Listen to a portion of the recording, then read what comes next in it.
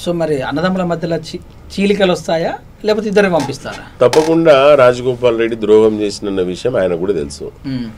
ఆయన వెంకటరెడ్డి గారి అన్నదమ్ముల యొక్క ప్రేమ ఉండొచ్చు తప్ప పార్టీకి వచ్చే వరకు కోమటిరెడ్డి వెంకన్న తప్పకుండా కాంగ్రెస్ పార్టీకి సంబంధించిందే మాట్లాడతాడు తప్ప ఆడ ఎవరు బీజేపీ నుండి నిలబడ్డా టీఆర్ఎస్ నుండి నిలబడ్డా వాళ్ళని ఓడగొట్టి కాంగ్రెస్ పార్టీ గెలవాలని ప్రచారం తప్పకుండా చేస్తాడు తప్ప తమ్ముడు చూడడు, ఇంకో యొక్క బంధం కూడా చూడడు.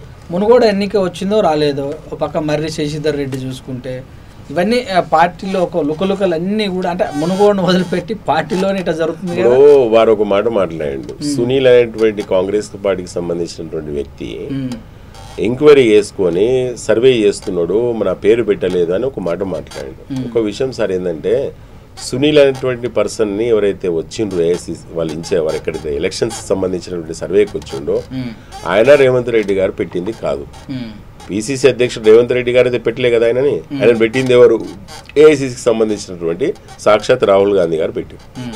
మీరు ఏమన్నా అనగాలనుకుంటే ఢిల్లీకి పోయి మీరు అక్కడ కంప్లైంట్ చేయండి, పలానా వ్యక్తి సర్వే చేసుట్లా నాది పేరు కరెక్ట్ పెట్టలేదని. రేవంత్ రెడ్డి గారు ఏం చేసి రేవంత్ రెడ్డి గారు ప్రతిసారి ఆయన మీద పిసిసి అధ్యక్షులు వచ్చినప్పుడల్లా ఆయన ఏ విధంగా అభాండం వేద్దాం, ఆయన మీద ఏదో ఒకటి మాట్లాడదాం అనేటువంటి ఒక కామన్ ఏజెండా పెట్టుకుంటే తప్ప సునీల్ అనేటువంటి పర్సన్ ఎవరు సార్? ఆయన ఏఐసిసి చెప్పినటువంటి పంపించినటువంటి దూత. ఆయన ఎంక్వైరీ చేస్తారు. రేపు పొద్దున రేవంత్ రెడ్డి గారి మీద కూడా కోడంగల్లో లేకపోతే మల్కాజిగిరిలో ఆయన మీద కూడా సర్వే చేస్తాడు.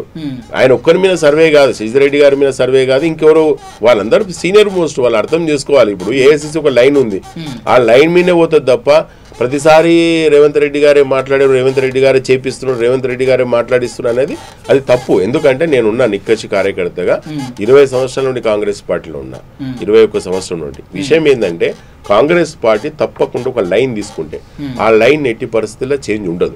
కనుక అది ఎప్పుడు పిసిసి అధ్యక్షుడు ఒక్కని మీదే డిపెండ్ అయ్యి కాంగ్రెస్ పార్టీ ఆయన ఏది ఓన్గా ఆయన చేతికి ఏది కూడా ఇవ్వదు.